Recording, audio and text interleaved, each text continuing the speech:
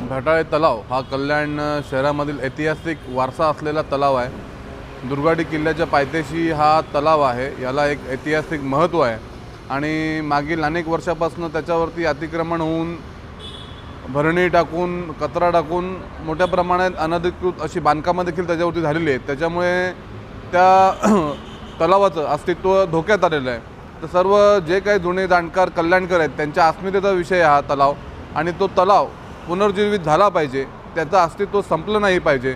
कल्याणचा जो ऐतिहासिक वारसा आहे तो टिकला पाहिजे म्हणून आमची भारतीय जनता पार्टी म्हणून आणि मी या कल्याण शहराचा एक लोकप्रतिनिधी म्हणून माझी मागणी होती का हा तलाव आणि याच्यावरचं अतिक्रमण काढून हा तलाव हा पुनर्जीवित केला पाहिजे आणि कल्याणकरांसाठी सुशोभी करून त्याला तो तलाव कल्याणकरांसाठी आपण सुसज्ज असा तलाव तिथे उभारला पाहिजे। आणि त्या अनुषंगाने तहसीलदार असेल, महानगरपालिका प्रशासन असेल यांना आमची मागणी आहे का हा तात्काळ याच्यावरती अतिक्रमण हटवून याला पुनर्जीवित करावं आणि याचं सुशोभीकरण करावं।